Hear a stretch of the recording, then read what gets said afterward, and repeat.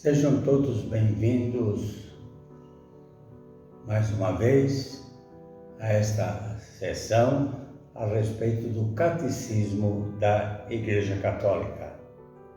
E inicio com a reza de um salmo, o Salmo 42, que está bem de acordo com o tema que nós vamos desenvolver. E, antes de tudo, eu quero fazer uma introdução sobre esse salmo para nós rezarmos com mais fervor, com mais convicção. Esse salmo foi feito pelo salmista, que era um levita. O levita era uma espécie de sacristão do Templo de Jerusalém. Um levita que estava exilado, que foi condenado a viver longe da casa de Deus, o Templo de Jerusalém. Nesta oração, ele faz a memória do passado com saudades das celebrações nas quais ele participava.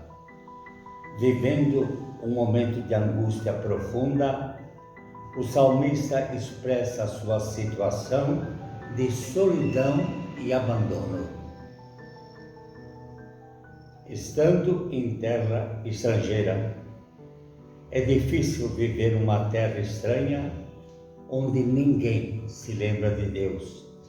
Ele se achava no meio de pagãos, pois Deus é tudo para ele. Mesmo assim, ele reforça sua esperança de um dia poder rever novamente a face de Deus no Templo de Jerusalém.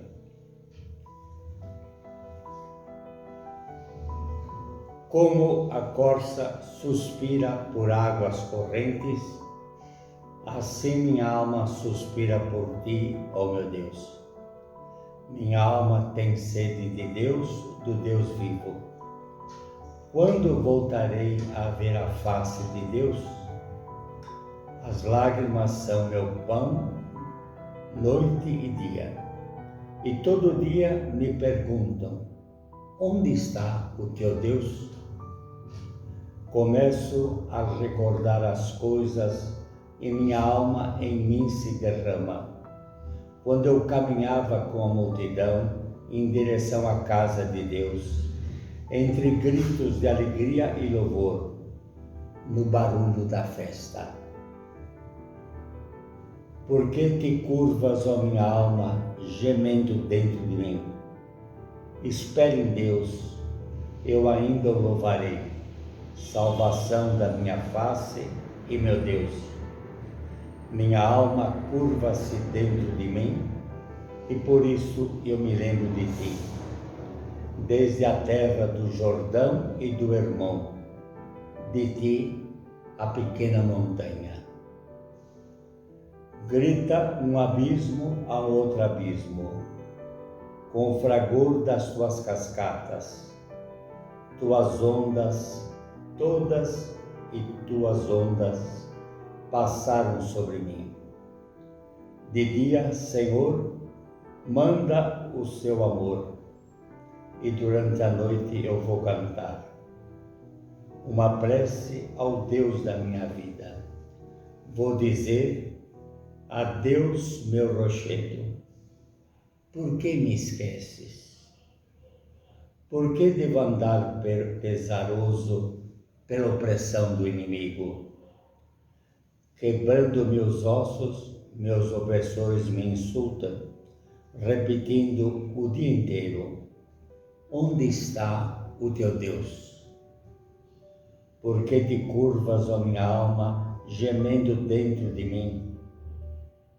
Espera em Deus, eu ainda o louvarei, salvação da minha face e meu Deus.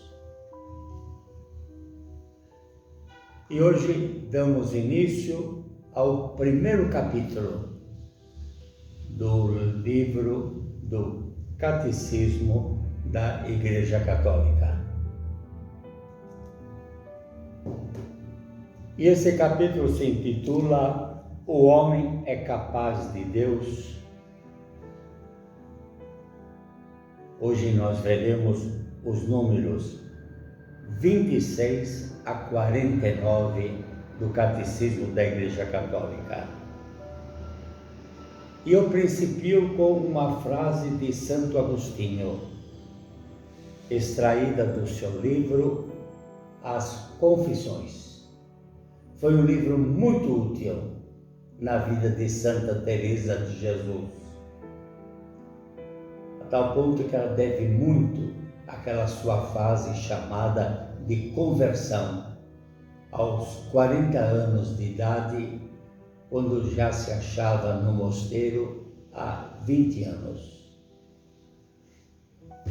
E diz-nos Santo Agostinho: tu nos fizeste para ti, e inquieto está o nosso coração, enquanto não repousa em ti.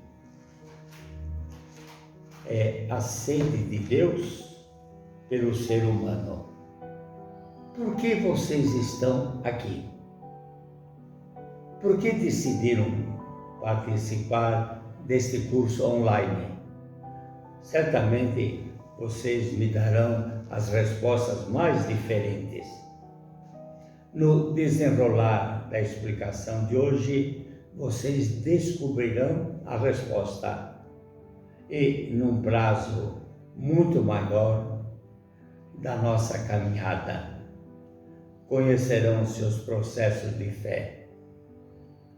O título deste capítulo é muito significativo: o ser humano capaz de Deus. É uma formulação muito antiga da tradição da Igreja. Significa que nós estamos em relação com Deus, estamos aptos para falar com Ele e escutá-lo. Viemos de Deus, do seu coração, do seu amor. Desde a eternidade, fomos escolhidos por Ele para nascermos. Desde a criação, Deus inscreveu no coração de todo homem, de toda mulher, o desejo de unir-se a Ele e dar sentido à sua vida, vivendo como filhos seus e realizando o seu projeto de vida. Foi o que nós sentimos ao rezarmos o Salmo 42, que eu recomendo e depois vocês repassem a leitura deste salmo, procurando identificar-se com aquele que fala da sua sede, da sua fome de Deus. Com certeza, seguindo os planos de Deus, encontramos a realização e a felicidade plena. O catecismo e a tradição da Igreja assim afirmam: o mundo e o homem testemunham que não têm neles mesmos seu primeiro princípio, nem o seu último fim. Nós não somos a resposta de tudo para nós mesmos. A base de todo agir, ou da razão do agir do cristão, acha-se na experiência de Deus. A certeza que Deus caminha conosco no dia a dia da vida e mediante nosso processo comunitário. Quando nos dispomos a servir aos outros, amamos a família, os amigos e as pessoas em geral, porque somos todos filhos e filhas de Deus. Portanto, na medida em que reconhecemos que somos filhos e filhas de Deus, quer dizer que, olhando ao redor um para o outro, nós temos que concluir que somos irmãos.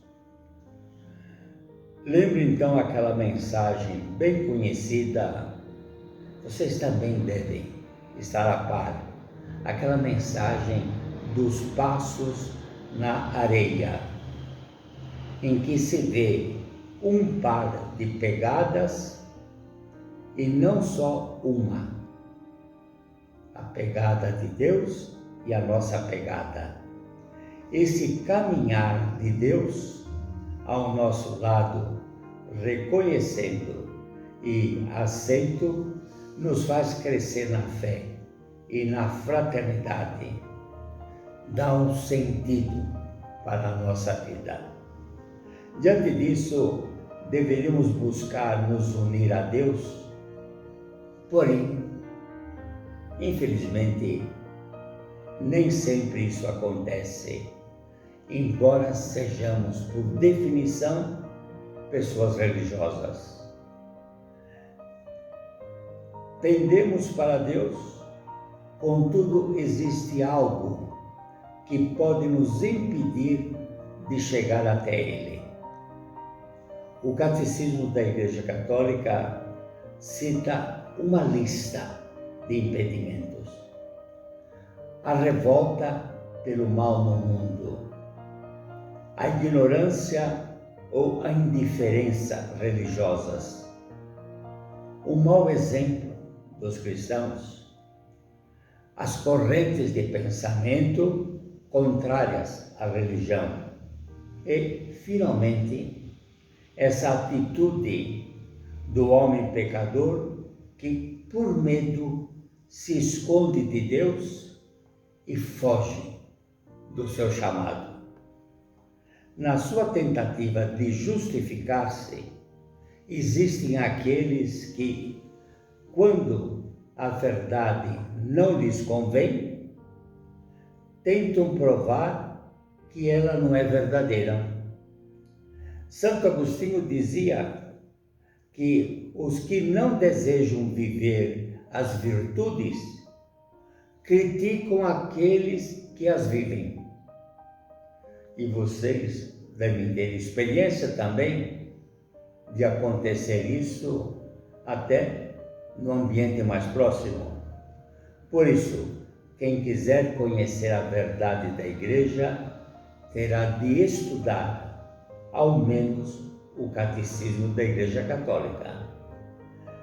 Fomos feitos para Deus, porém não teremos que encontrar o caminho até Ele sozinhos. Deus mesmo nos quis ajudar a encontrá-lo e veio até nós. Por sua vez, devemos responder com a fé. O que será visto com mais profundidade no decorrer das próximas aulas. Deus falou aos homens.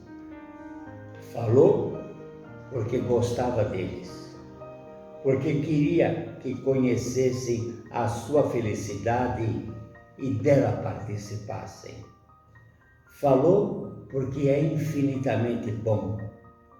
Ele se revelou.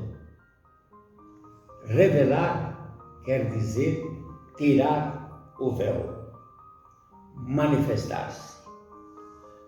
Assim fala a carta aos Hebreus no Novo Testamento.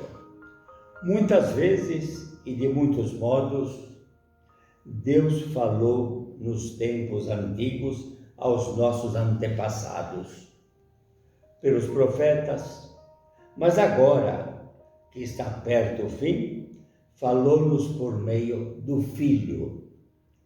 Foi por meio dele que Deus criou o mundo e a ele deu o poder sobre todas as coisas.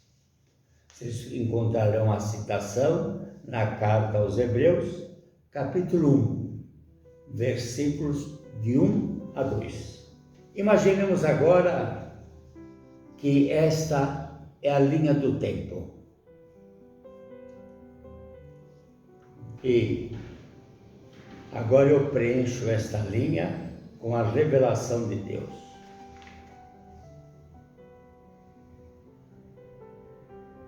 Vocês vejam que eu coloquei até as datas por aproximação. Então começa com Abraão.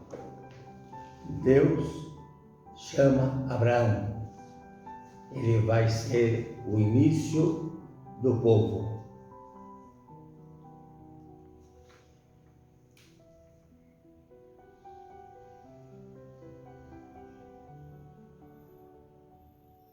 Então, nós temos que 1800 anos antes de Cristo, Deus revelou-se a Abraão. Em 1250 antes de Cristo, falou a Moisés. No ano 1000 antes de Cristo, falou ao povo mediante os profetas. Profetas não é quem adivinha o futuro. Profeta é porta-voz de Deus. E a partir do ano 30 até 33 aproximadamente, é Jesus que nos fala, o Filho de Deus. E os apóstolos iniciam o seu treinamento de pregação.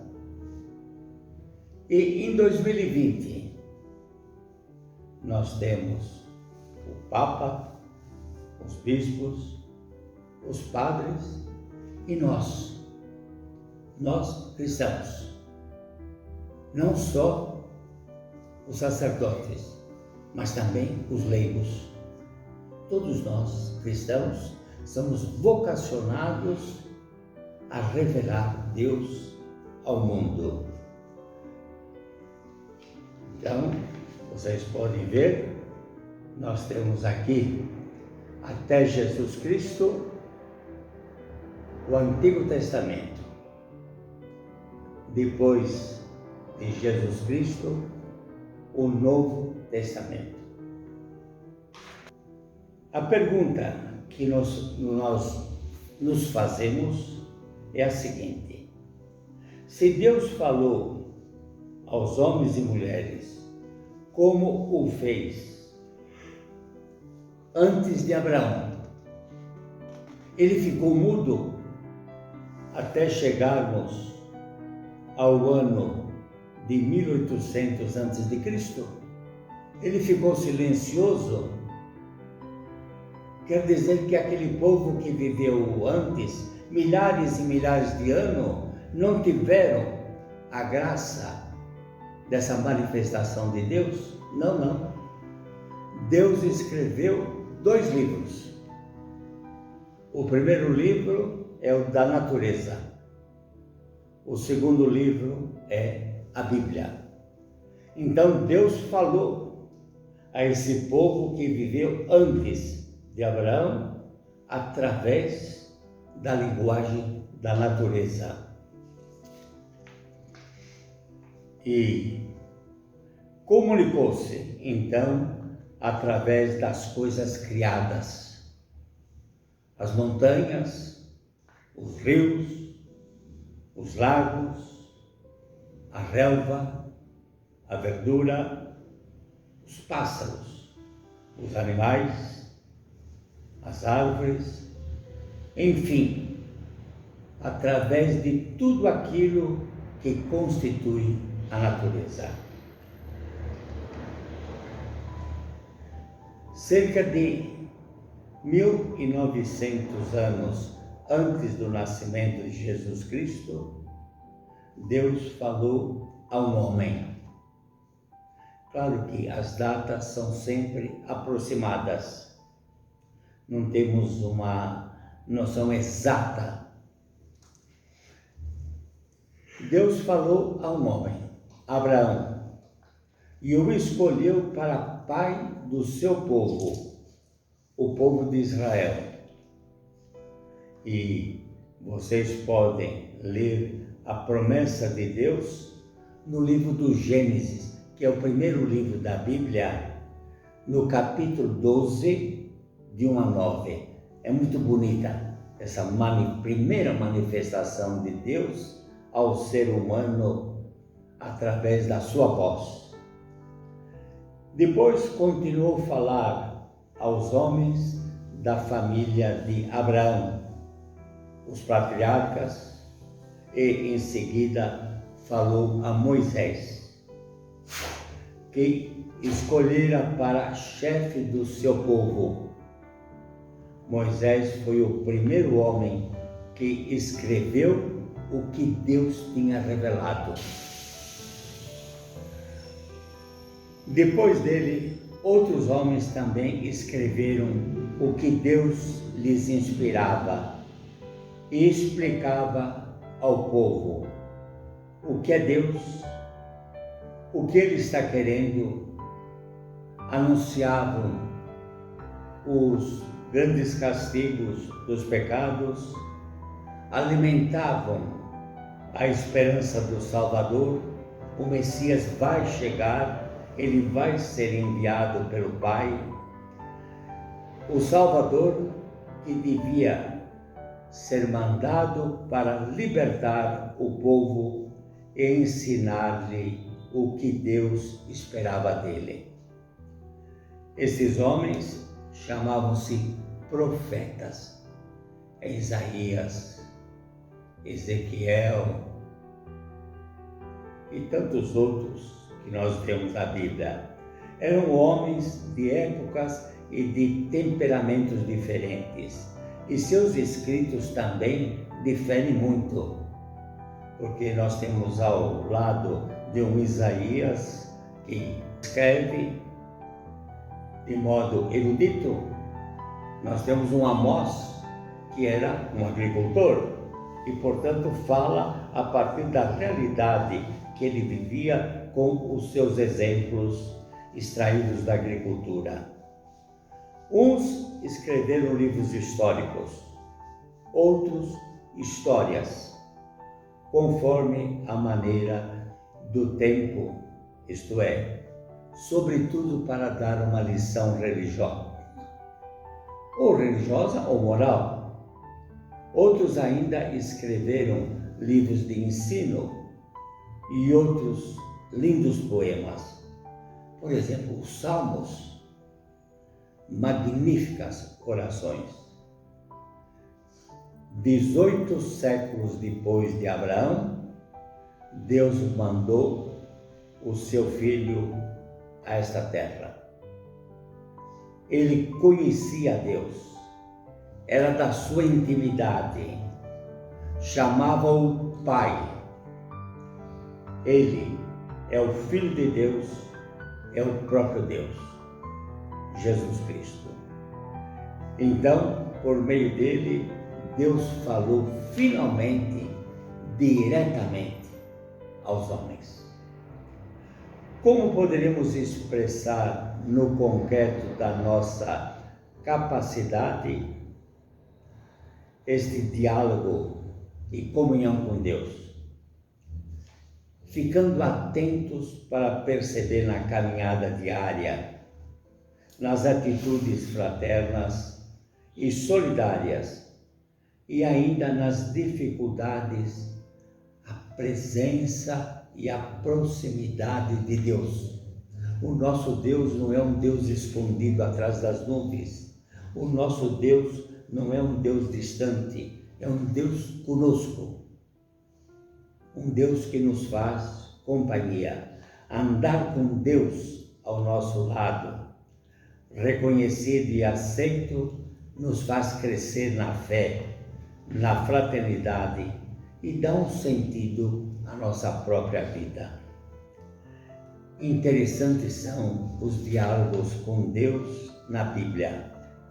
Por exemplo, os profetas Jeremias e Isaías, eles não apenas ouviram Deus, mas responderam a Deus, mostraram as suas dificuldades, as suas resistências. Vale a pena ler o início da chamada dos profetas, como eles reagem e conversam com Deus. E eles expressaram seus receios, sua relutância em aceitar o convite de Deus para serem profetas, serem os seus porta-vozes junto ao povo. Quer dizer que nesta conversa com Deus, nós somos convocados e respondemos. Não baixamos imediatamente a cabeça em atitude de submissão.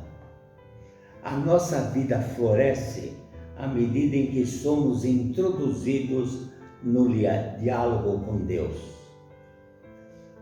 Lemos o texto da Bíblia, abrimos-nos a Ele, fazemos nossos questionamentos e deixamos que este texto nos interrogue. Notem que os diálogos com Jesus são de grande sinceridade e abertura de coração. Pois eu recomendo a vocês que leiam aquele chamado de Jesus para Pedro. Está em Lucas, capítulo 5, de 1 a 11. O diálogo com Nicodemos está em João, capítulo 3, de 1 a 13. Com a samaritana está em João, capítulo 4, de 4 a 26. Podemos agora compreender melhor por que vocês estão aqui. Finalmente chego à resposta à pergunta que eu formulei no início. Por que vocês estão aqui? Por que vocês decidiram participar deste curso online? A sua fé no Deus da vida os levou a se unirem, a fim de serem juntos um caminho do seguimento de Cristo. Por isso, quem dá a última resposta é o próprio Cristo. E, antes de encerrar,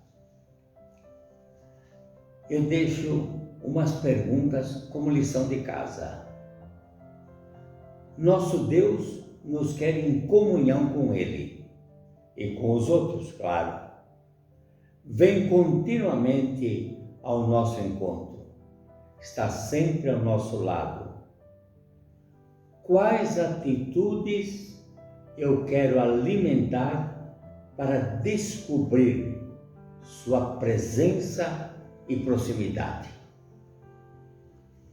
A segunda pergunta: como percebo a presença de Deus em minha vida, na família e na comunidade? A terceira pergunta: com quais ações quero comprometer-me no caminho da fé que desejamos viver juntos? E, ao encerrar, convido a todos a nos encontrarmos pessoalmente no dia 30, último sábado deste mês de abril, para a nossa manhã de espiritualidade. É a oportunidade que nós teremos de nos olhar nos olhos uns dos outros, nos conhecermos pessoalmente e temos oportunidade de ter uma manhã repleta das coisas de Deus. Manhã de espiritualidade, no dia 30, no último sábado do mês. E convido a encerrarmos esta sessão do Catecismo da Igreja Católica com a oração à Virgem Maria, ela tão íntima, tão próxima de Cristo, que ela nos faça também discípulos dele. Em nome do Pai, do Filho e do Espírito Santo. Amém. Ave Maria, cheia de graça, o Senhor é convosco. Bendita sois vós entre as mulheres, e bendito é o fruto do vosso ventre, Jesus. Santa Maria, Mãe de Deus, rogai por nós, pecadores, agora e na hora de nossa morte. Amém. Abençoe-vos o Deus Todo-Poderoso, o Pai, o Filho e o Espírito Santo. Até o último sábado do mês, se Deus quiser. Olá, família Santa Teresa, tudo bem com vocês? Olha só, tivemos a nossa segunda aula do curso do Catecismo. O que vocês acharam? Foi muito boa, né? Então, lembrando que no dia 30 de abril nós vamos ter a manhã de espiritualidade, das 9 até as 11h30. Não se esqueça, assista ao vídeo e depois participe da aula. Um grande beijo, até lá!